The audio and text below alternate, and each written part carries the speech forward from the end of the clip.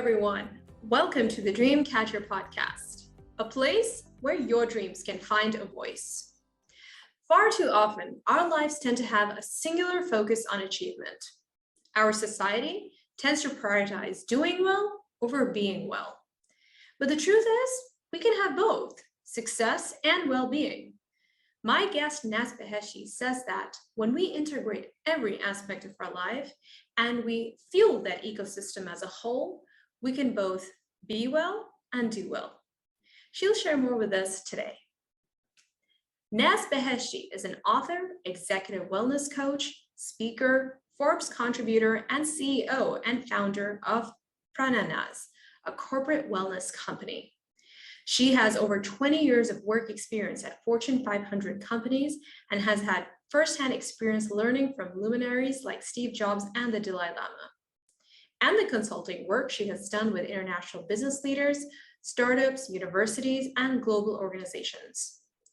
During our conversation, Naz will explain what it takes to become the CEO of your well-being, based on the concepts in her new book.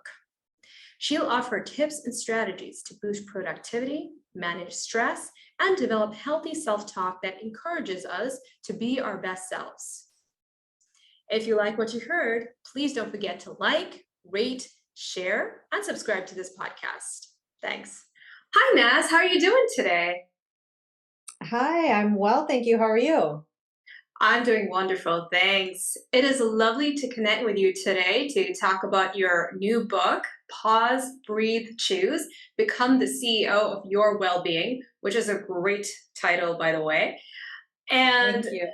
this book is so timely and relevant because so many people are facing stress, burnout, and just feeling out of balance.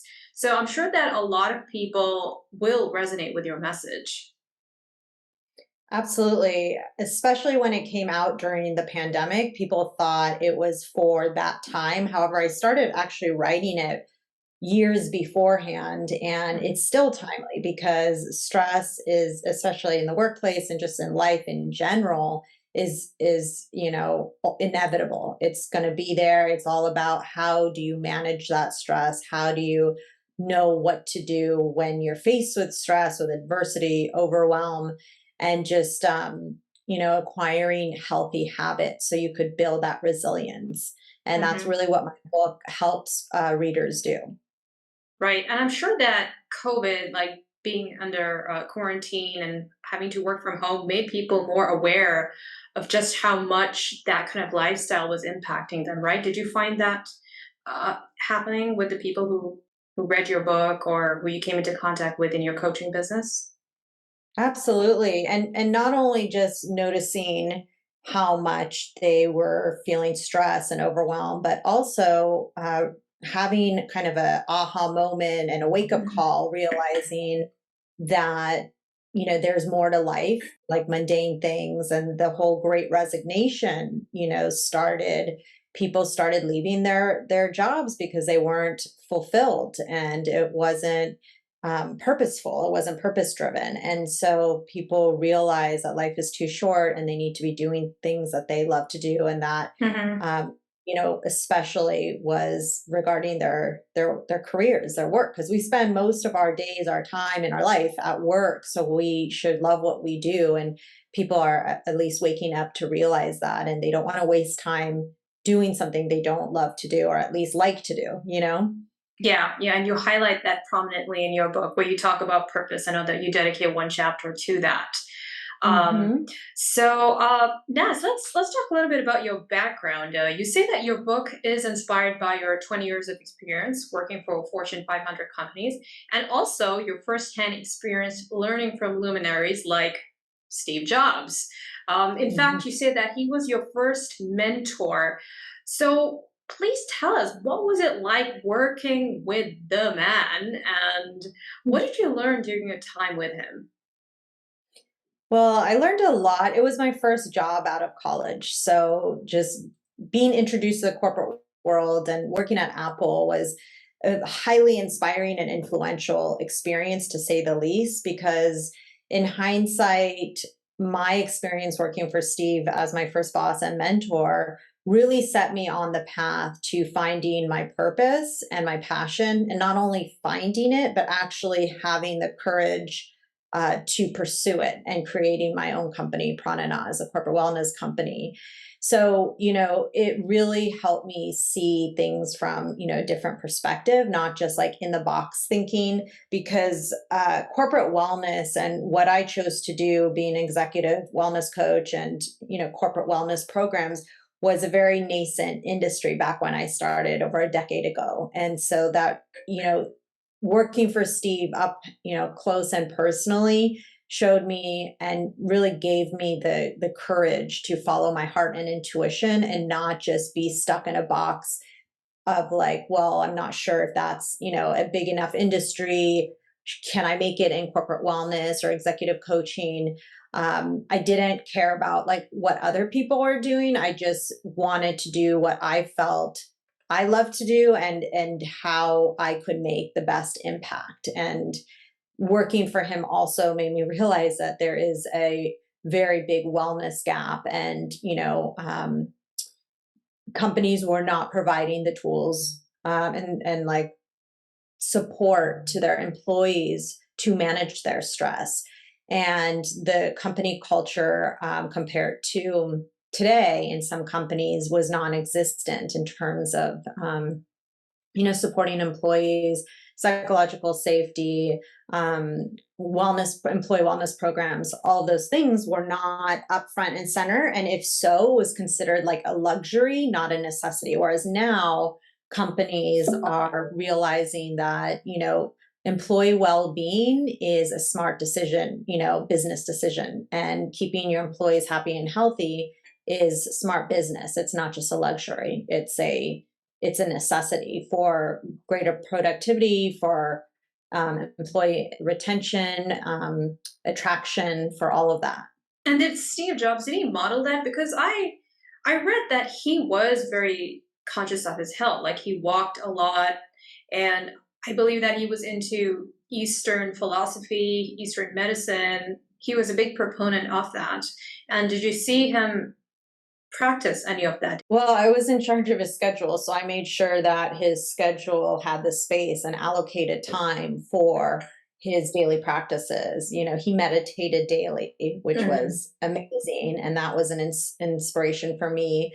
My mom was also, the person who actually got me into meditation, but it was great to see, a founder and CEO of a, global brand doing this.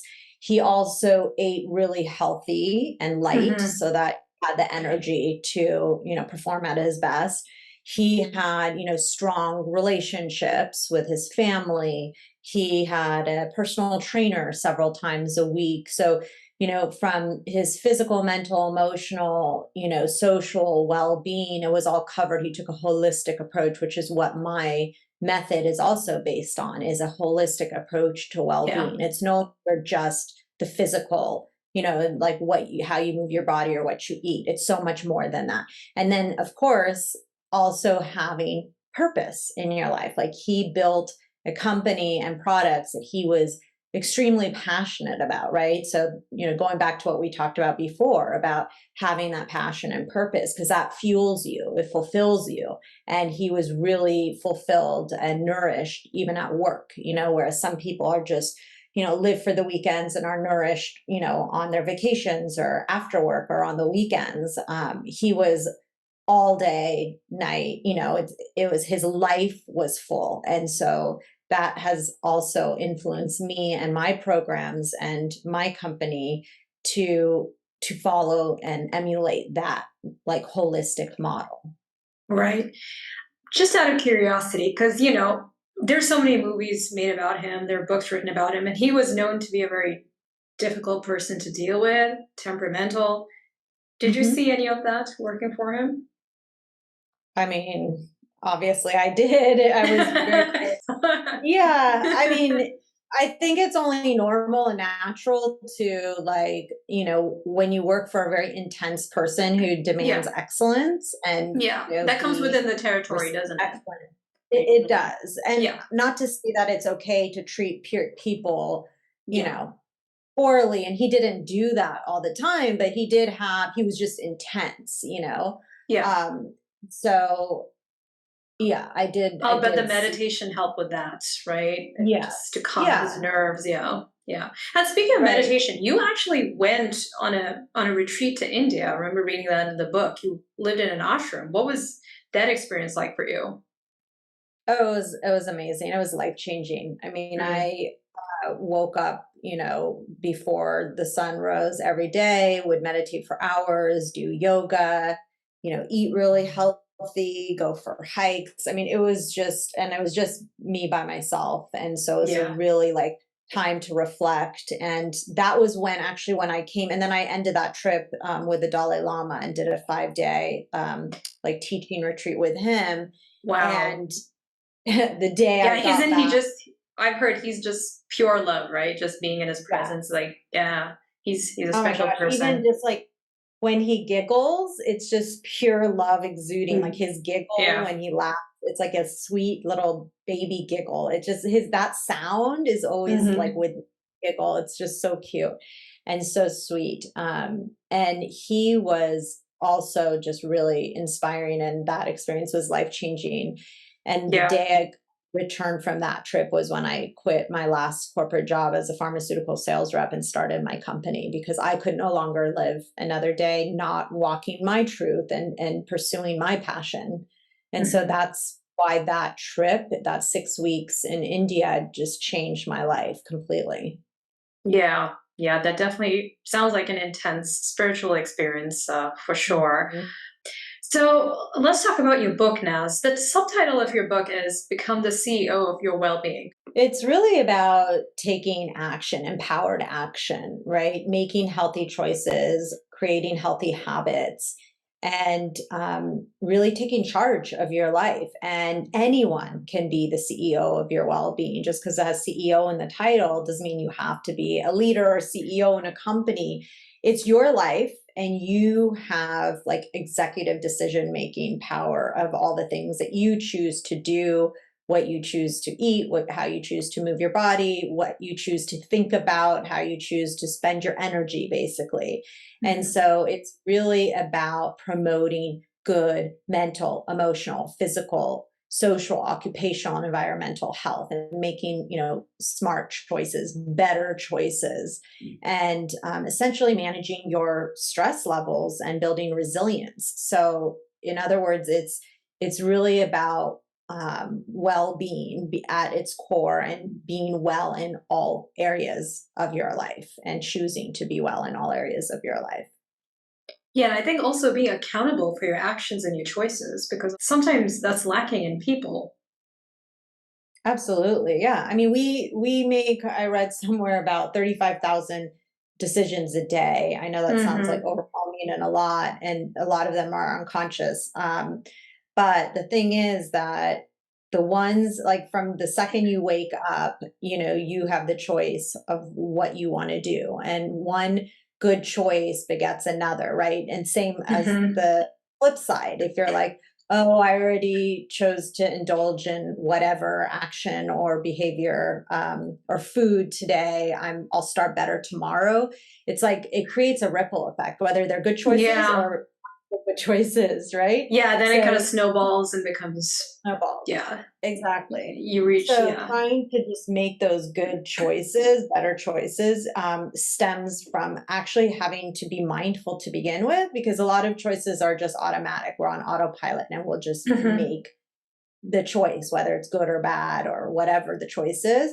But we have to be mindful of the choice, like consciously choose better, consciously choose to be the CEO of our well being. Hmm. And stress is quite prevalent in our society. In fact, it's on the rise pretty much in every country in the world. And one of the models that you suggest to work on our stress levels is called the ACE method. Could you please explain what that is and break it down for us?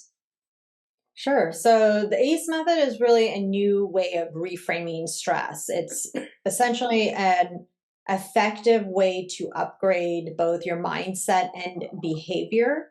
So if you think of it as like an inverted triangle, so like on one side is acute stress, on one side is acute stress is on one side, eustress, which is a positive stress, and then at the bottom is chronic stress, which is like very dangerous and deadly stress. So we want to stay on top of this triangle and toggle between the acute, which is a necessary stress, and eustress, a good stress, and try to avoid the trap of chronic stress. And I know that's easier said than done. However, it could also just mean that we choose to shift our mindset, right, about that space that we're in chronic stress, so that we can move it either to acute stress or eustress and avoid this trap. So there are, three steps really. And basically we ace stress using the ACE method through awareness, change, and empowerment.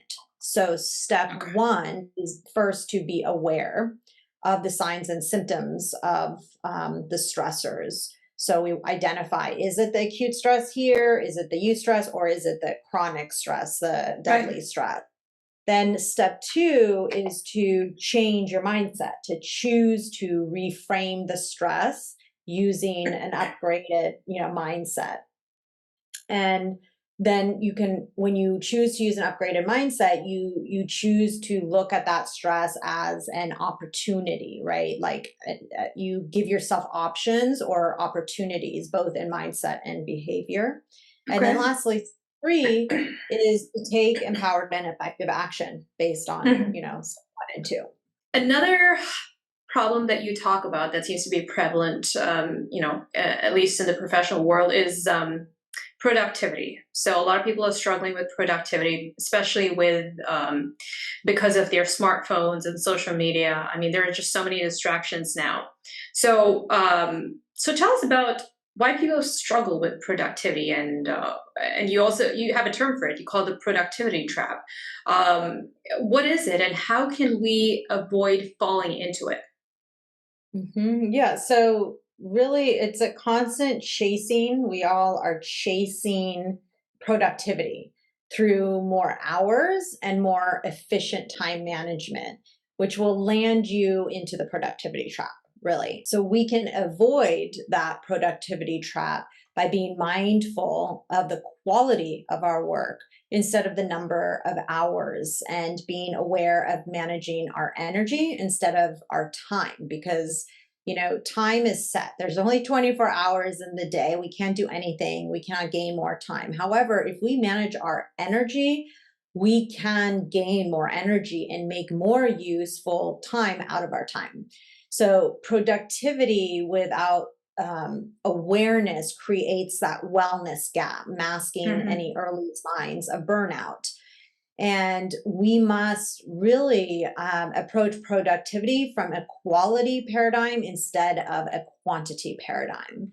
I see this a lot in companies where employees say, well, I have to show face. I have to, show up at the office, even though I don't have a lot to do because I need my boss to see, or even, executives want their employees to see them at work, or vice versa, just to show that they're present, even though maybe they don't need to physically be there, right? So it's not about just showing up to show that you're there, even if you don't need to be there. Maybe you can do it virtually or from home.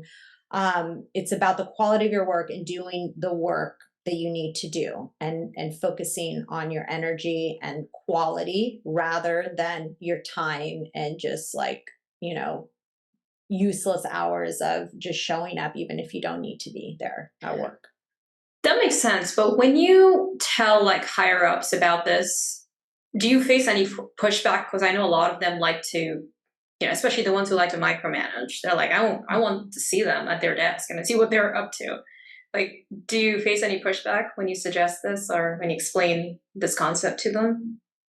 Well, I did before the pandemic, before we all went virtual because before remote work, there was this misconception that when people work from home, they're not productive. Right. But the pandemic showed otherwise. The pandemic actually showed that people are, in many cases, more productive at work. I mean, depends. There are those times when, like, if you have your children at home and you don't have childcare, and those instances where you're not as productive. But for the most part, studies have shown, research has shown that people are more productive at home and can be more productive at home. So now I don't get that pushback because it's been proven that people are getting their work done at home. And so you don't need to show up just to show up.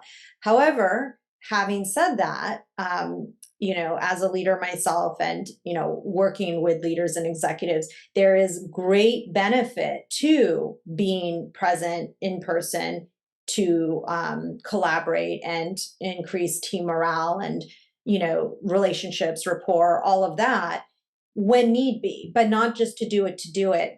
You know what I mean? You need to do it intentionally with purpose.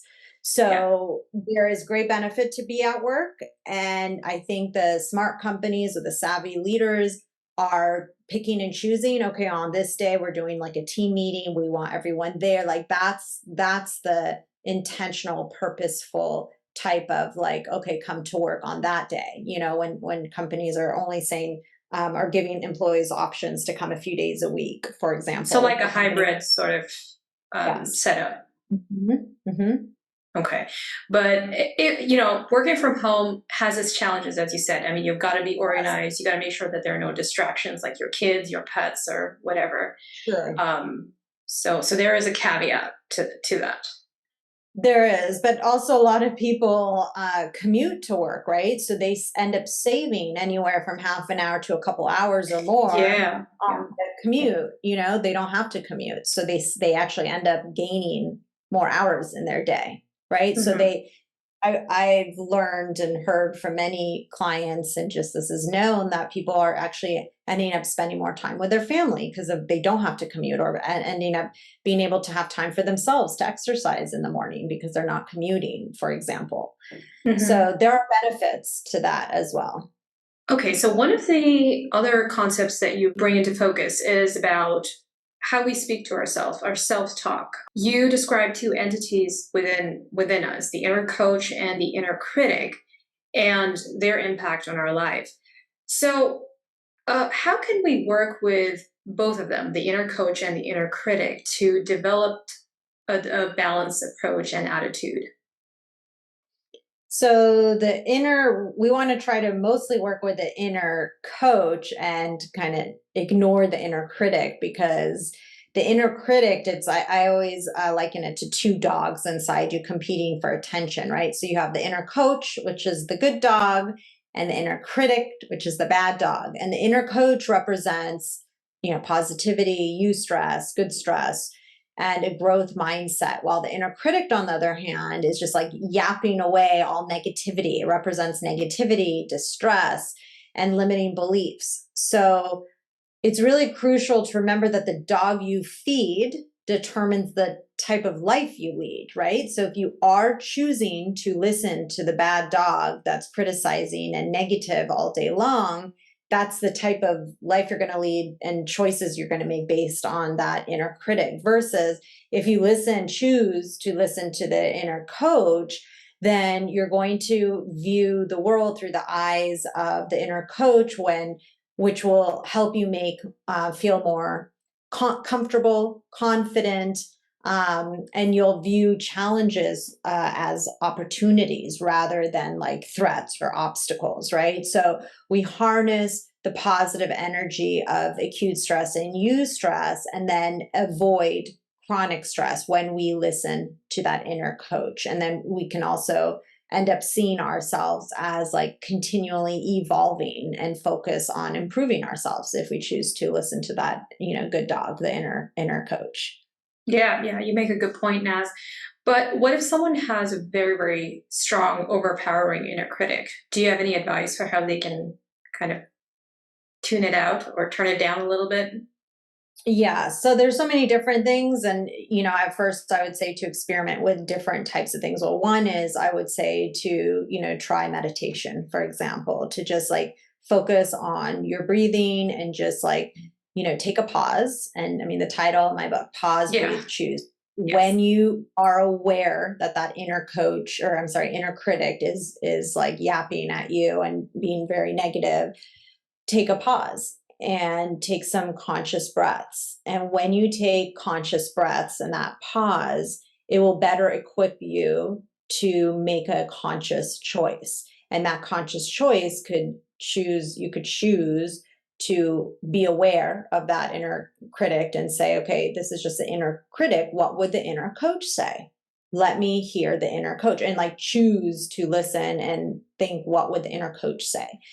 Also, another option is to think of like your best friend or a family member, a loved one, that like if they came to you with the same, whatever that inner critic is saying to you, what would you say to them? Yeah. And also, whatever the inner critic is saying, whatever negativity it is, we would, as a friend, as a loved one, would like try to help them and support them and veer them away thinking that way, because we're so much more empathetic and compassionate towards other people than ourselves, right? Right. So I always, be as kind to yourself as you would to a loved one, and that's an instant reminder right there. Yeah, especially if you're a perfectionist, someone who's like a high achiever or really wants to get it right. There's this misconception that you have to be hard on yourself.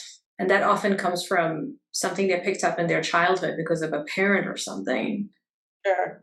Absolutely. A lot of it stems from there. And that's why confident building is very important, right? Because the more confident you are, the more you're like, well, I'm not going to listen to that. That's not even true. Like, I don't believe it, But if you don't have that confidence and you hear this inner critic or someone else is telling you negative things all day, you start to believe it. And it's very hard then to listen to an inner coach, because you're more veered towards the inner critic, because that's what you know and almost feel comfortable with, because that's what you hear, unfortunately, all the time, whether it's inside or externally from other people. Yeah. So that's so true. So, I mean, we're just scratching the surface here, but very quickly, I want to talk about just some of the practices that you suggest in the book. I mean, it's full of inspiring ideas and practices that you call business hacks. So, Naz, what are your favorite ones when developing a mindset that's defined by resilience and excellence? My favorite one is PBC, pause, breathe, choose, because that is the easiest one for me to remember. I even have it inscribed in my AirPods. I have my book sitting around on the coffee table because the cover of the book is a reminder, since it's the title of my book. But I also chose to title Pause, Breathe, Choose, and thankfully my publisher liked it and agreed to have that title, was because it stemmed from all the workshops that I do as a corporate wellness consultant and executive coach. Whenever I do my stress management resilience trainings, after the workshop or the training, I ask the group or individual, what was your biggest takeaway? Like you just asked me, I asked them, like, what is your favorite out of all the things that you learned today? And 99.9% of the time, of all the years I've been doing this, people have said the pause, breathe, choose method, just because it's simple, it's easy. I mean, I don't know how easy it is for someone who doesn't really know about breathing and being in tuned with breathing at first. However, it is simple. It's simple to implement, and then it becomes easy as you do it. Doesn't breathing like increase serotonin or one of those hormones? Yeah. I think you pump in more oxygen as well. Exactly. So that calms you into down. your brain. It calms you down. Exactly. So when we're really anxious or overwhelmed or stressed, or spiraling mentally, like, going down a rabbit hole and spiraling in our thoughts. If we're mindful that we're doing that, we're mindful then to say, okay, let me pause, let me step back, I'm going to pause. And then taking those mindful breaths distracts interrupts whatever that overwhelm, spiraling, all those, whatever those emotions you're feeling, it disrupts that for a moment and brings you back to the present moment. So then you can choose more wisely, right? So pause, breathe, choose is my favorite. I also love my just mindful self check-ins throughout the day. So I briefly, check in with myself, like, what is my posture? How am I just sat up straight? Because I sometimes hunch over, right? So like everything from physical, mental, like what am I thinking? What am I feeling? How am I sitting? Am I thirsty? I always have this like, glass of water at my desk, like just to always be checking in on how I'm feeling, what I'm thinking, just quick check-in, right? Yeah, isn't that amazing? Like most people don't do that, and it's so simple to do. Just take a second or two to just like stop and just like you said, check in with yourself and see what are you needing. Do you need some water? Do you need to like step out and get out in nature? I mean, it's so simple, yet people don't do it enough. Yeah, right. And then my all-time favorite is the whole RPM, rise, P, meditate. It's meditate first thing in the morning and move followed by movement. That is something that just keeps me on track and focused, grounded. So, there's so many in the book. I've over 80 in the book. Yeah, it is a lot. That's why I said we're scratching the surface here. Everyone gotta get the book because she provided a lot of great ideas and things that you can do. Like I said, different hacks. Yeah. And so that's why I like to give people options, right? I don't encourage anyone to go do all 80 at once. I want to give people options because that's overwhelm in itself. So start small, pick one or two, and go from there. Yeah, because wellness is it's a very customized journey. There are the basics, right? But at the end of the day, you got to find what works for you and for your lifestyle. And absolutely. So I think it's great that you offered a lot of options. All right, Naz, thank you so much for taking the time to be here to share your knowledge with us today. I really appreciate it. Thank you for having me. It was a pleasure to be here today.